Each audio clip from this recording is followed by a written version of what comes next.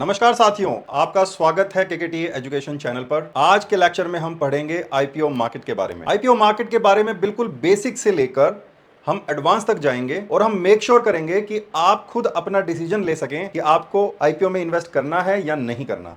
तो चलिए शुरू करते हैं। वीडियो शुरू करने से पहले दोस्तों, आप सब लोगों से एक रिक्वेस्ट है कि ये हमारा चैनल केकेटी एजुकेशन चैनल एक इनिशिएटिव है स्टॉक मार्केट में राइट एजुकेशन और अवेयरनेस फैलाने के लिए। तो अगर आप इसे पहली बार देख रहे हैं तो इसे सब्सक्राइब कर लें और अपने फ्रेंड्स और कम्युनिटी में इसे ज्यादा से ज्यादा शेयर करें। तो सबसे पहले हम बात कर लेते हैं आईपीओ क्या होता है। Initial public offering. इनिशियल मतलब पहली बार, पब्लिक मतलब हम सब लोग, पब्लिक ऑफरिंग मतलब उसको ऑफर किया जाता है। कोई एक बिजनेस है, वो क्या करता है, अपना जो शेयर्स है वो ऑफर करता है किसको, पब्लिक को। पब्लिक में कौन कौन आ गया, हम सब लोग आ गए, रिटेलर्स आ गए, NIIs, DIIs, FIIs, everyone is there. तो कोई भी बिजनेस है वो पूरे यूनिवर्स को एक ऑफर करता है कि अगर आपको मेरे बिजनेस का शेयर चाहिए तो मैं इस पर्टिकुलर भाव पे आपको ये देने के लिए रेडी हूं। आप ये मेरा जो बिजनेस है इसका एक पार्टनरशिप आप मुझसे खरीद सकते हैं। तो ये अपने शेयर्स को ऑफर करता है और बदले में इसको फंड्स चाहिए। मतलब ये जो पब्लिक है ये इसको फंड्स देगा और ये उनको बदले में शेयर्स देगा। तो इनिशियल पब्लिक ऑफरिंग एक तरह का कैपिटल को रेज करने का तरीका है जो बिजनेसेस करते हैं। और ये जो फंड्स आते हैं ये कहां से आते हैं, ये पब्लिक से आते हैं। तो ये बड़ी एक बेसिक सी डेफिनेशन हो गई आईपीओ की। तो सबसे पहले हम समझते हैं एक बिजनेस के जर्नी को। मान लीजिए कोई व्यवसायी है जिसने एक दुकान स्टार्ट किया। अब ये दुकान स्टार्ट करने के लिए उसको क्या चाहिए, उसको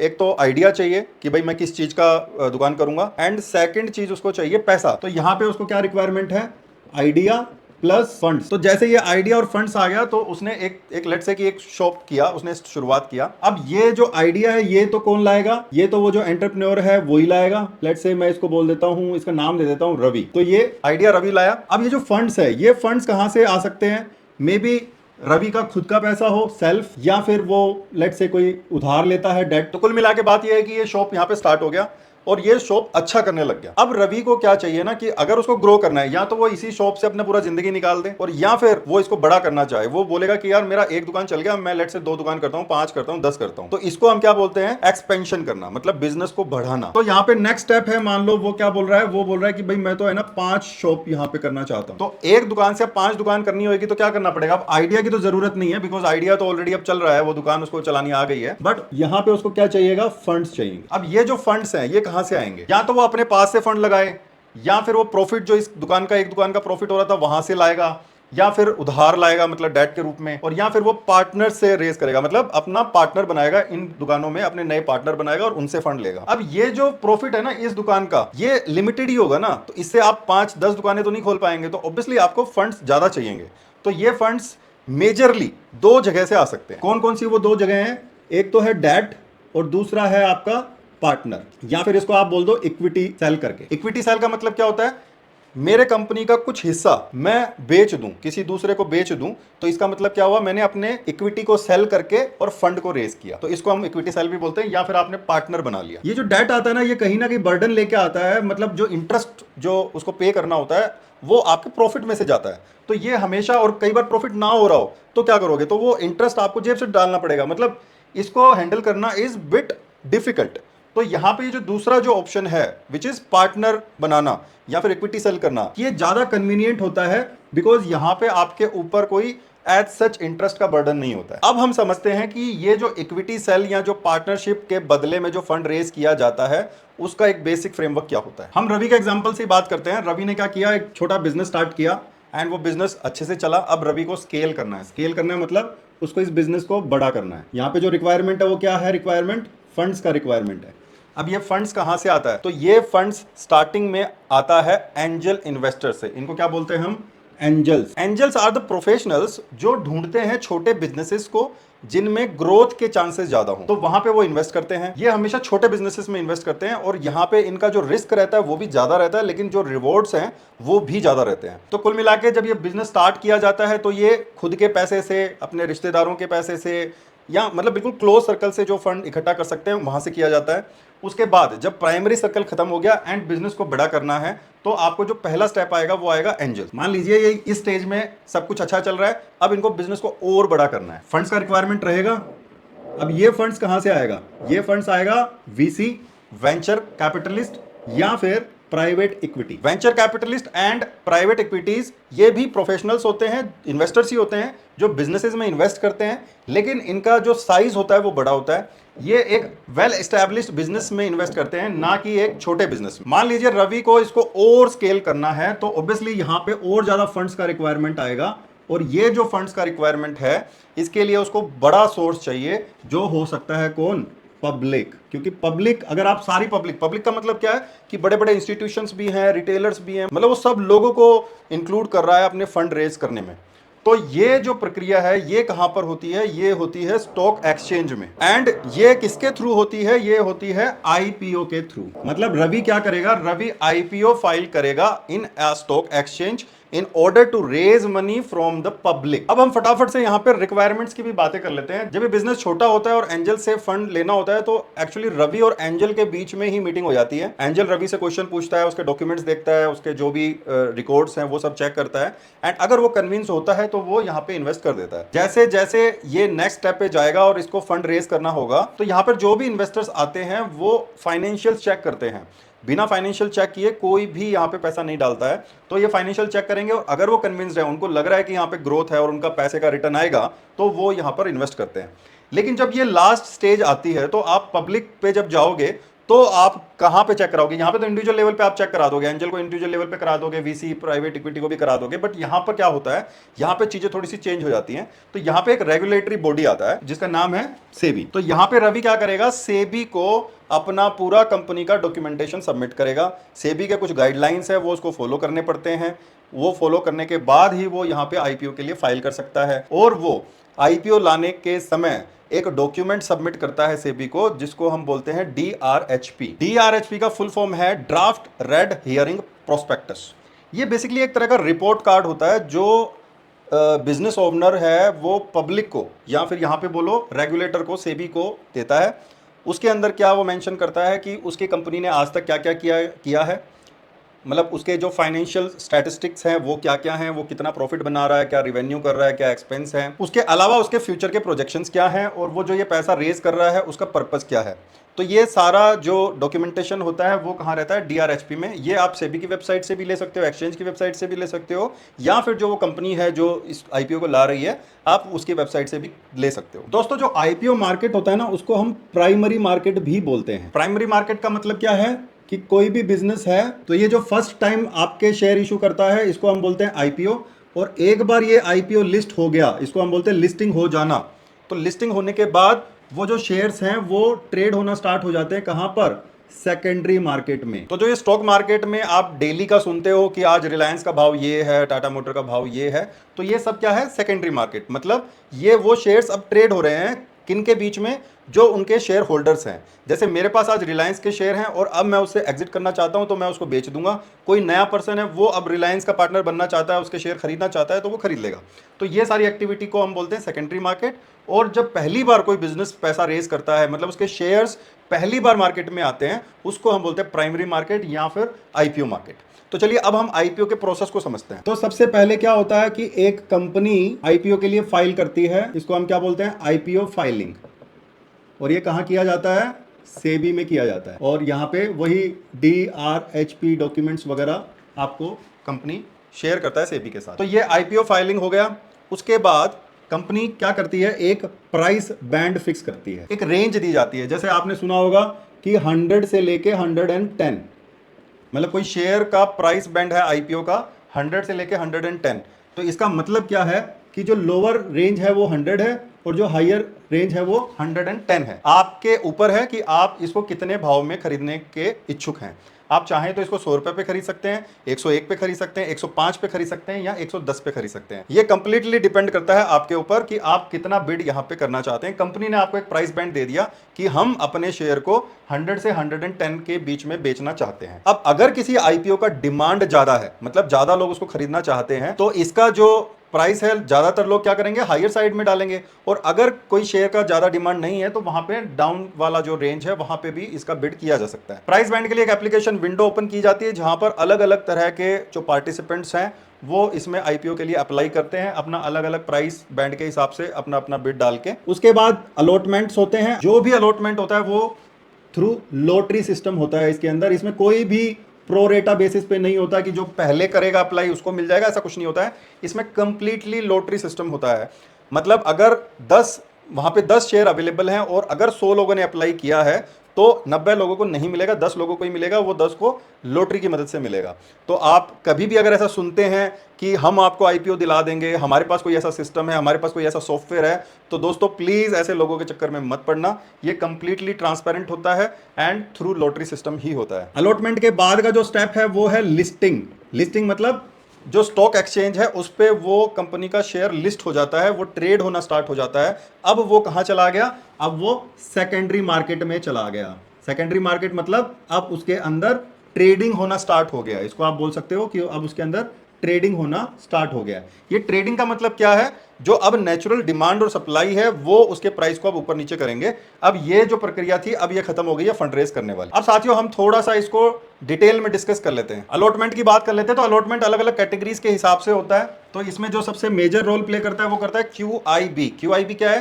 क्वालिफाइड इंस्टीट्यूशनल बायर। मतलब बड़े लोग, बड़े लोग मीन्स आप इसको आप बोल दो म्यूचुअल फंड जो हो गया, या कोई पेंशन फंड बोल लो, या आपके FIIs बोल लो, DIIs बोल लो, मतलब बड़े इंस्टीट्यूशंस जो होते हैं उनको वो आते हैं QIB की कैटेगरी में। हर आईपीओ में हर कैटेगरी के लिए एक फिक्स रिजर्वेशन होता है। तो जैसे कि यहाँ पे इनका जो रिजर्वेशन होता है वो लगभग 50% होता है कि कोई भी आईपीओ में 50% इज रिजर्व्ड फॉर QIB, मतलब जो बड़े इंस्टीट्यूशनल बायर्स हैं उनके लिए। अच्छा, सेकंड कैटेगरी हो गई आपकी NII, या फिर आप इसको HNI में भी ला सकते हो। NI मतलब नॉन इंस्टीट्यूशनल इन्वेस्टर्स और HNI मतलब हाई नेटवर्थ इंडिविजुअल्स। इनका जो रिजर्वेशन वो रहता है वो लगभग 15% रहता है और इनका जो लिमिट होता है वो अप टू 10 लाख रुपीज रहता है। मतलब ये पर एप्लीकेशन 10 लाख रुपए तक ये यहाँ पे अप्लाई कर सकते हैं। थर्ड कैटेगरी है आपकी रिटेल। रिटेल मतलब हमारे आप जैसे सब लोग। तो ये इनका जो रहता है रिजर्वेशन वो कितना रहता है? 35% रहता है और ये मैक्सिमम इनका एक लिमिट डिसाइड किया होता है, वो रहता है 2 lakh rupees. As a retail participant यहाँ पे 2 लाख रुपए तक का अप्लाई कर सकते हो आईपीओ में। अब अगर आप अज्यूम करो कि आपको 20 लाख लगाना है तो आप इसको कैसे करोगे? आप यहाँ पे 10 अलग अलग फाइल लगा सकते हो, 10 अलग अलग नामों पर। जैसे मैं मेरे नाम पे लगा दूं, मेरी वाइफ के नाम पे, मेरी सिस्टर के नाम पे, ब्रदर के नाम पे, इस तरह से मैं मल्टीपल फाइल्स यहाँ पे अप्लाई कर सकता हूँ। और या फिर मैं अपनी कैटेगरी को चेंज कर सकता हूँ, मैं NI या HNI कैटेगरी के अंदर 10 लाख रुपए की पर फाइल यहाँ पे लगा सकता हूँ। यहाँ पर एक प्रायोरिटी का भी डिस्कशन कर लेते हैं। जो QIB और जो NI वाली जो कैटेगरीज रहती है, यहाँ पर जो आपको अलॉटमेंट मिलता है वो मिलता है प्रो रेटा बेसिस पे। प्रो रेटा मतलब जो पहले आएगा वो पहले पाएगा। और जो रिटेल कैटेगरी है यहां पर होता है आपका लॉटरी सिस्टम। तो आप ये हमेशा याद रखना, चाहे वो 10 दिन पहले अप्लाई कर रहा हो, चाहे वो बिल्कुल लास्ट डेट पे अप्लाई कर रहा हो, उससे कोई फर्क नहीं पड़ता है, उसको लॉटरी सिस्टम से ही यहां पर अलॉटमेंट मिलने वाला है। अब हम डिस्कस कर लेते हैं सब्सक्रिप्शन के बारे में। सब्सक्रिप्शन का मतलब ये है कि कितने लोगों ने वहां पर अप्लाई किया है। तो ये भी आपको कैटेगरी वाइज अलग अलग यहाँ पे डेटा देखने को मिलता है। तो अभी हमारे पास कौन कौन सी कैटेगरी है? QIB, NII या फिर रिटेल। लेट से 100 यहाँ पे शेयर टोटल उसका था, कोई भी आईपीओ है उसके 100 शेयर यहाँ पे अवेलेबल हैं। 50% इनके लिए थे, 15% इनके लिए थे एंड 35% इनके लिए थे। मान लीजिए जो डेटा आ रहा है वो क्या आ रहा है?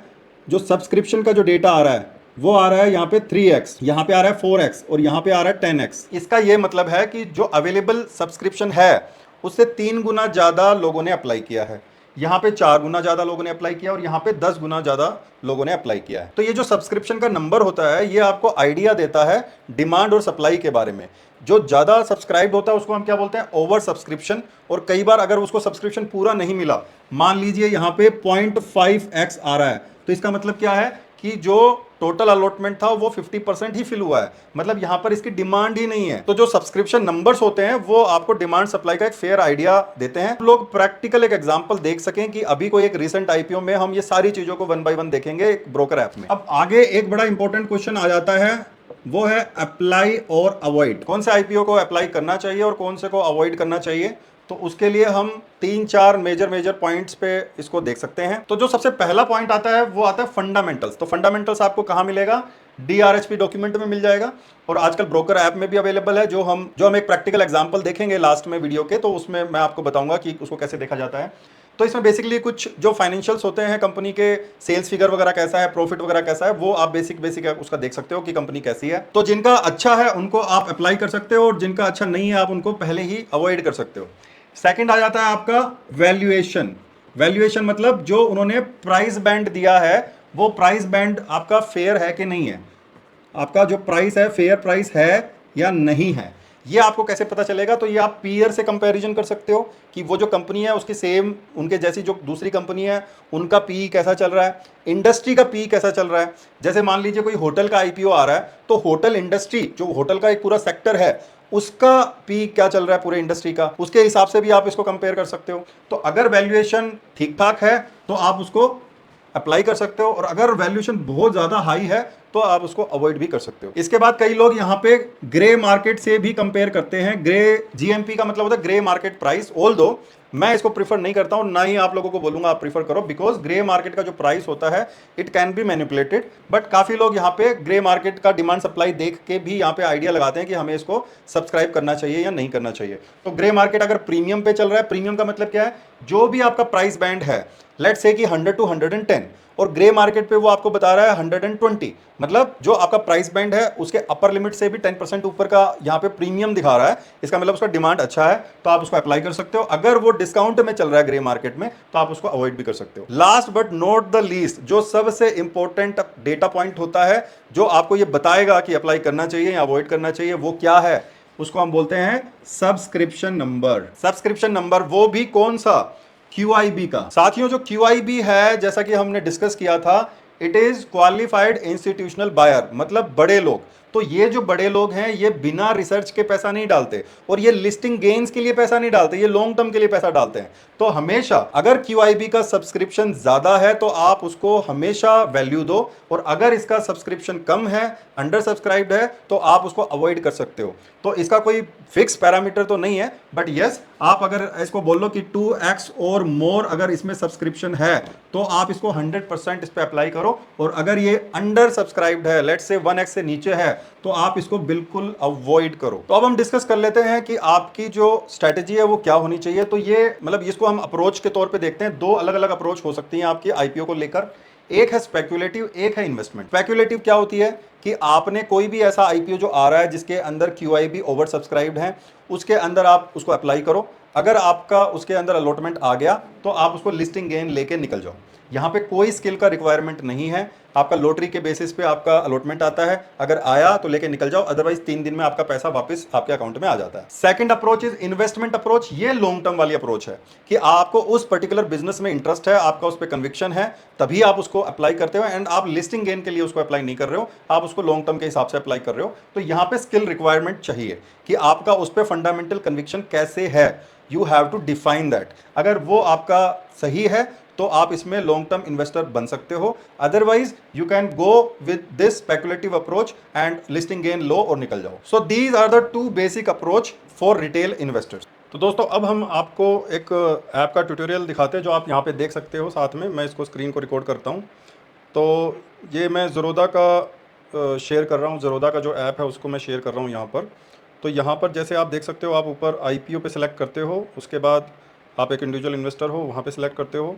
यहाँ पे हमने एग्जांपल अर्बन कंपनी का ले लेते हैं, हम अभी लिस्ट हुआ है ये IPO। तो इस पर हम जब डिटेल देखते हैं तो ये सबसे पहले है price band, minimum quantity and price band. तो यहाँ पे मिनिमम क्वांटिटी क्या होता है? Minimum quantity is equal to 1 lot, जो लगभग 15,000 रुपीज़ का यहाँ पे होता है फॉर रिटेल्स।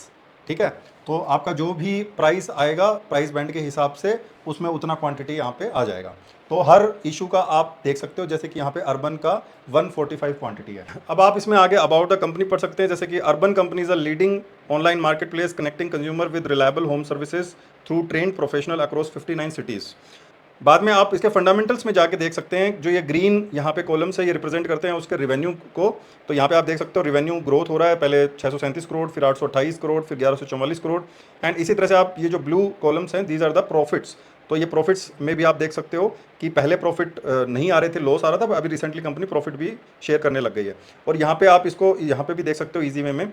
उसके बाद है fund raise in the IPO, issue size. तो इशू साइज पे हम हल्का सा डिस्कशन कर लेते हैं।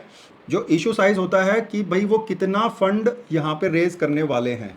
तो यहाँ पे इन दिस एग्जाम्पल जो ओवरऑल फंड है वो कितना है? लगभग 1900 करोड़, जिसके अंदर कंपनी 472 करोड़ तो यूज करेगी अपना, इसको हम बोलते हैं फ्रेश इशू। फ्रेश इशू ये कहाँ पे यूज होते हैं? आपके बिजनेस एक्सपेंशन में। और लगभग आपका 1428 करोड़ जो है, 1428 करोड़ है आपका OFS, मतलब इसको क्या बोलते हैं, ऑफर फॉर सेल, मतलब सेल के लिए ऑफर करना। ये कौन करता है, एग्जिस्टिंग जो स्टेक होल्डर्स हैं, जो एग्जिस्टिंग इन्वेस्टर्स हैं, वो यहां पर करते हैं, या फिर प्रमोटर भी कर सकता है कि भाई प्रमोटर अपना कुछ हिस्सा अगर बेचना चाहे पब्लिक को तो वो भी बेच सकता है। तो आपको हमेशा आईपीओ में ये चीज का ध्यान रखना है कि जो कंपनी फंड रेस कर रही है, जो आएगा आपका इशू साइज से, उसमें कितना तो फ्रेश इशू है, मतलब बिजनेस एक्सपेंशन के लिए है, और कितना ऑफर फॉर सेल है। अगर सारा कुछ ही ऑफर फॉर सेल है तो आप उसको अवॉइड भी कर सकते हो, लेकिन अगर बिजनेस एक्सपेंशन के लिए कोई कंपनी पैसा रेज कर रही है और अगर वो एक अच्छा बिजनेस है तो आपको उसको मिस नहीं करना चाहिए। Coming back to this example, अभी हम आगे देख लेते हैं कि इसमें आगे क्या है। अब आप देख सकते हो यूटिलाइजेशन ऑफ जो प्रोसीड्स है उसके अंदर आपको ये भी पता चलेगा कि ये कंपनी इस फंड को कहाँ यूज करने वाली है। जो ये 472 करोड़ का जो फंड है, जो फ्रेश इशू है, इसका यहाँ पे ब्रेकअप भी दिया हुआ है कि 190 करोड़ आपका टेक्नोलॉजी डेवलपमेंट में जा रहा है, 75 करोड़ आपका लीज पेमेंट्स में जा रहा है, मार्केटिंग एक्टिविटीज़ में आपका 90 करोड़ जाएगा, और जनरल जो कॉर्पोरेट पर्पसेज हैं उसमें भी 117 करोड़ जाएगा। उसके बाद इसके अंदर डिटेल्स क्या होती हैं, कंपनी अपने बारे में जो स्ट्रेंथ्स हैं वो बताती है। जैसे यहाँ पे आप पढ़ भी सकते हो कि मैं एक आधा बता देता हूँ आपको, जैसे the consumer first approach has build strong market trust, कि हमारा जो अभी तक का जो अप्रोच था उससे हमारा काफ़ी अच्छा मार्केट ट्रस्ट डेवलप हुआ है। इसके अलावा कंपनी आपको रिस्क के बारे में भी बताती है, जैसे यहाँ पे fair labour practices and work welfare remains ongoing concerns. तो आप यहाँ से एक आइडिया लगा सकते हो कि ये जो बिजनेस है इसके रिस्क क्या क्या हैं। उसके बाद जो सबसे इंपॉर्टेंट टॉपिक आता है वो आता है सब्सक्रिप्शन फिगर वाला, जो आपके लिए काम का है। तो यहाँ पे आपको क्या देखना है, मेन इंस्टीट्यूशनल वाला। तो इंस्टीट्यूशनल वाला कितना है यहाँ पे, 147x, मतलब 147x सब्सक्राइब हुआ है, मतलब इट इज़ बहुत ज़्यादा डिमांड है यहाँ पे, मतलब ये एक अच्छी कंपनी है, एक अच्छा इन्वेस्टमेंट है।